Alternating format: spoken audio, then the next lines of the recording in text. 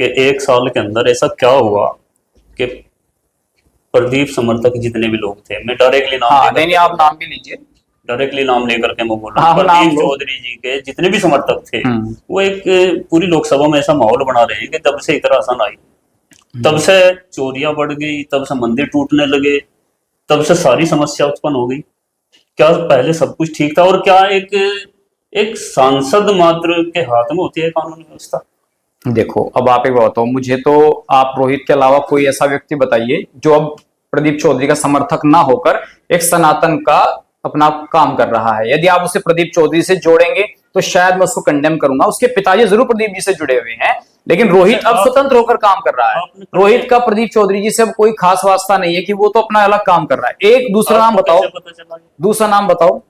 मैं रोहित से कल बात हुई, मैंने प्रदीप जी से बात करी, क्षेत्र के लोगों से बात करी कि अगर रोहित ने ऐसा किया है तो रोहित को उसके लिए माफी मांगनी चाहिए। और मैंने रोहित से भी कहा, रोहित भाई अगर आपने किसी जनप्रतिनिधि का अपमान किया तो आपसे माफी मांगो। मैंने सांसद जी को भी कहा, उनके पिताजी को भी कहा, हो सकता है कि शायद रोहित को गलती का एहसास हो, उसने माफी भी मांगी, उस पर कोई कुछ नहीं बोलेगा। इकरा हसन की तो मेवात में एआई से किस करते वीडियो बना दिया गया, तो उस पर बवाल किया आप लोगों ने मेवात में। उसको इसको तो माफ कर दिया गया ना, मेरी बात सुनो, उसको तो माफ कर दिया गया। बताऊंगा ना, मैं बताऊंगा। ये बात बहुत बार बहुत लोगों ने बोल चुके हैं कि भाई वे मुसलमान थे इसलिए उनको माफ कर दिया गया। जिन बच्चों ने ये वीडियो बनाई थी एआई से, उनसे बाकायदा पूरे गांव वालों ने माफी मंगाई। तो माफी तो रोहित ने भाई सोशल मीडिया पे मांगी है। रोहित ने गाड़ी दी थी? नहीं, रोहित ने उन बच्चों से के लिए माफी मांगी खुद, तो जो काम उसने किया नहीं। तो वे बच्चे आए सामने? नहीं, पुलिस ने उनको गिरफ्तार किया होगा ना, कुछ ना कार्रवाई तो जरूर हुई होगी, ऐसा तो नहीं हो सकता। माफी नहीं मांगी ना? नहीं मेरी बात, रोहित ने तो गाली नहीं दी। सुनो मेरी बात, जिन बच्चों ने जिसने गाली नहीं दी उसने तो माफी मांग ली, और जिसने एआई से वीडियो बनाया, अगर गांव के समाज के लोगों ने ये समझ के कि ये भी मुसलमान है और वो भी एक मुस्लिम सांसद है, नहीं कि वो भी एक मुस्लिम सांसद है, तो माफी मंगवा दी, तो क्या भाई बड़ा जुर्म, क्या बड़ा काम कर दिया उन्होंने? वो तो उनका काम था ना। इकरा तो मेरी बात सुनो सचिन भाई, समाज का काम इकरा ना तो तब बोली थी और नहीं अब बोली। तो बोलना भी नहीं चाहिए। अगर नहीं तो तब बोली थी, नहीं तो उनके बारे में कहा था नहीं। इकरा हसन तो मेरा भी बहुत सम्मान करती है, मैं भी उनका बहुत सम्मान करता हूँ। अपना काम मुकदमा अगर लगाया तो इकरा हसन ने नहीं लगवाया। मैं क्या कह रहा हूँ भाई, मैं तो इकरा हसन जी का भी सम्मान करता हूँ, वो मेरा सम्मान करते हैं। नायब भाई से भी मेरे बहुत अच्छे रिश्ते हैं, ऐसा तो नहीं है, लेकिन मैं भी यही चाहता हूँ कि चाहे प्रदीप चौधरी हो, चाहे कीरत सिंह हो, चाहे वीरेंद्र सिंह हो, आप मुसलमानों में विश्वास पैदा करो भाई, ताकि वो आपके साथ जुड़े। खासकर मैं हिंदू मुस्लिम और जो हमारे मुस्लिम गुजर हैं वो एक विचारधारा से आगे बढ़े, उनके अंदर ये भाईचारा ना टूटे। इस पर काम कर रहे हैं। हाँ, इस पर आप भी काम करो। आपको इस्लाम छोड़ करके भाईचारे पे काम ज्यादा करना चाहिए, रोहित को सनातन छोड़ करके भाईचारे ज्यादा काम करना चाहिए। भाईचारा इस्लाम छोड़कर होता है? नहीं, वो फिर वही क्लैशेस तो वहीं आते हैं ना, कि इसने मेरा मंदिर तोड़ा तो ये मुसलमान हो गया, इसने मेरे सांसद पे बोला तो ये हिंदू हो गया। आप इस्लाम ही छोड़ने के बाद इस्लाम और सनातन को तो अपने घर रखो, लेकिन जब आप समाज में जाओ, ये दोनों बात बोलो आप। हाँ नहीं मैं कह रहा हूँ, जब आप समाज में जाओ तो भाईचारे की बात करो, लेकिन राजकुमार भाटी ने शुरू की थी क्या गुर्जर एकता की? अरे नहीं, राजकुमार भाटी तो नहीं, आप राजकुमार भाटी जी सुनो, वो सहारनपुर में 2 दिन रुके, तब से ये भूमिका बनाई गई। नहीं आप थोड़ा क्योंकि डेटा सुन लो पहले। अगर गुर्जरों के सबसे बड़े हितैषी आज कोई, मैं पार्टी से अलग छोड़कर राजकुमार भाटी सपा में रहे ना रहे, लेकिन गुर्जर एकता की अगर बात किसी ने की तो राजकुमार भाटी ने की है। और राजकुमार भाटी को जिस तरह से गुर्जर समाज द्वारा टारगेट किया जा रहा है, इसको आप अच्छी तरीके से समझ सकते हैं, जनता समझती है। थोड़ा सा मैं आपको करेक्ट कर दूं कि राजकुमार भाटी तो 5 साल से ही थोड़ा सा बाहर निकले हैं और चीजों को विस्तार से देख रहे हैं। 2003 में ओम प्रकाश गांधी जी ने बाबू हुकम सिंह और मनोवर हसन को लेकर एक रथ यात्रा निकाली थी, आपको याद नहीं होगा कैराना में। पता क्या हुआ था कि हिंदू मुसलमान एक साथ आओ, एक मंच पर आओ, ये भाईचारा बनाओ, आपस में रिश्ते करो, शादियां करो, लड़की लेने और देने तक की बात हो गई। आप राजकुमार भाटी का जिक्र कर रहे हैं भाई, वो तो 5-7 साल से ही जन्मे हुए व्यक्ति हैं, सोशल मीडिया से पैदा हुए। समय की बात कर रहा हूं। नहीं, वो शुरुआत 2003 में हुई थी, मनोवर हसन और बाबू हुकम सिंह ने की थी।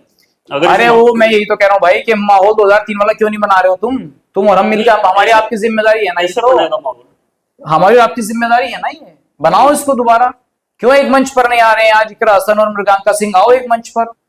आप हर बार प्रदीप जी का नाम छोड़ देते हैं भाई, वो कह रहा ना एकता की बात पर आप मृगांका का नाम लेंगे, मनीष का लेंगे, किरत का लेंगे, और प्रदीप को छोड़ देंगे। प्रदीप चौधरी जी उधर की राजनीति नहीं कर रहे ना अभी, पहले मतलब अभी 2019 से पहले राजनीति नहीं करना उन्होंने वहां तो 19 के बाद करने शुरू हुई। वो तो गंगों की राजनीति की ना उनके परिवार ने। तो मैं इसलिए वो कह रहा हूँ कि कैराना में मुनव्वर हसन का परिवार मुस्लिम गुजरों में बड़ा परिवार है, और मुस्लिम गुजरों में उनके बाद एक भी नेता नहीं जन्मा। बताओ कोई जन्मा हो तो। अच्छा, प्रदीप जी का कोई ऐसा काम जो उन्होंने मुस्लिम गुजरों के लिए किया हो? नहीं, क्योंकि भाई है ना उनके। देखो मैं प्रदीप जी का प्रवक्ता नहीं हूँ, बीजेपी ने जरूर काम किए हैं। जितने हाईवे बनाए ना आपके शामली में चारों तरफ, वो सब प्रदीप चौधरी जी के ही प्रस्ताव पे बने हुए हैं। ममोर की झील जो है वो सिलेक्टिव काम नहीं करते हैं कि मैं मुसलमानों के लिए करूंगा और हिंदुओं के लिए करूंगा, उनके लिए सब बराबर हैं। उन्होंने जितने विकास के कार्य कराए होंगे, जो भी उनके पास गया होगा, उन्होंने सबके काम किए होंगे।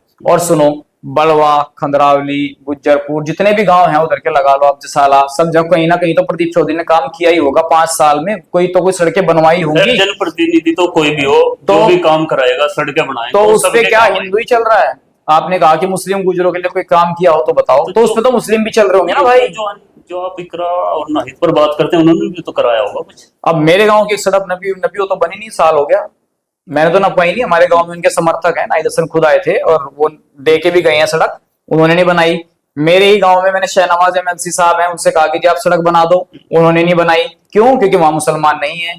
मैंने जसवंत सैनी जी से कहा, 4 दिन में सड़क के लिए प्रस्ताव हो गया, बन गई। दिनेश प्रमुख जी को कहा, 4 दिन में सड़क प्रस्ताव होकर बन भी गई। किरत सिंह जी को कहा, अब बनकर तैयार हो जाएगी। तो भाई मैं उन जनप्रतिनिधि, मैं ये भी नहीं कह रहा हूँ कि यार तुम हिंदुओं में बनवाओ, तुम मुसलमानों में बनवाओ, क्यों बनवाओ? तुम हिंदुओं में मत बनवाओ, उनके लिए तो बनवाओ जिन्होंने तुम्हें वोट दिया, जो तुम्हारे लिए संघर्ष करे, जो दिन रात तुम्हारी वीडियो डाल रहे, राशन जिंदाबाद, प्रदीप चौधरी जिंदाबाद, उनके लिए तो भाई कम से कम काम करो। मैं तो सनातन वालों से भी कहता हूँ, मैं तो बीजेपी वालों, आपने मेरा पूरा वीडियो नहीं सुना शायद हो, मैंने कहा बीजेपी के नेताओं को अपने खून में जो है ना, खून ही पैदा करना पड़ेगा, सनातन का भी और लोगों की सेवा करने का भी जज्बा पैदा करना पड़ेगा, ताकि जो जिनका वोट आप ले रहे हो ना भाई, उनके लिए काम भी करो। अच्छा, आप वो इकरा के लिए भी है, वो बीजेपी के नेता, आप चाहते हैं एकता बने? बिल्कुल, हिंदू मुस्लिम एकता बने, बिल्कुल बने, बिल्कुल बने। मैं तो चाहता हूँ। आप चाहते हैं सच्चे दिल से? हाँ बिल्कुल चाहता हूँ। अभी कल एक और इंटरव्यू देखा आपके चैनल पर मैंने, एक लड़का है, मैं नाम भूल गया, वो आपका जो रिपोर्टर है, हाँ मैं समझ गया, इंटरव्यू कर रहा था। उन्होंने कहा कि हथियार खरीदो और ऑटोमेटिक हथियार खरीदो। और मैं तो सभी हिंदुओं से अपील कर रहा, अपनी तैयारी पुख्ता कर लो, मोबाइल ना लो, बड़े बड़े कार ना लो, इनके बिना काम चल जाएगा। हथियार रखो घर में, ऑटोमेटिक हथियार रखो, सीधा करा मत दो, और जरूरत आने पर अपनी नस्लों को बचाने के लिए हथियार उठाएगा और आर पार कर दो।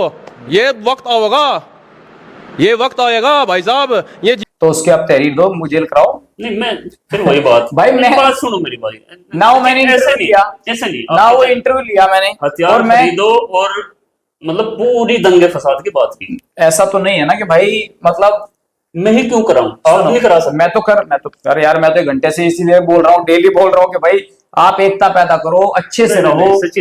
हम डिस्क्लेमर चलाते हैं कि इस वीडियो में जो भी बयान है व्यक्तिगत बयान है, इससे चैनल का कोई लेना देना नहीं है।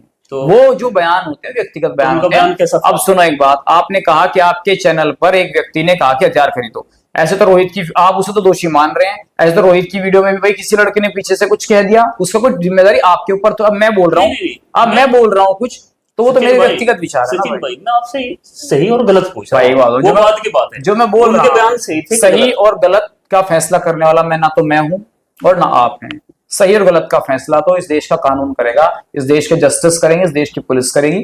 किसी को गलत लग रहा हो मेरी बातों में, आधे घंटे का इंटरव्यू लगभग हो रहा है, अगर मेरी बात से किसी को हाथ हो रही हो तो मेरे खिलाफ कोई कार्रवाई करें, मैं उसके लिए हर कोई स्वतंत्र है। उस लड़की के कोई बयान लगाया तो उसके खिलाफ कार्रवाई करो। यानी कि आप इतने सांप्रदायिक भाषण से भी आपने किनारा, मैंने क्या कहा, दूसरी तरफ आप नहीं, एकता भी चाहते हैं। नहीं, सांप्रदायिक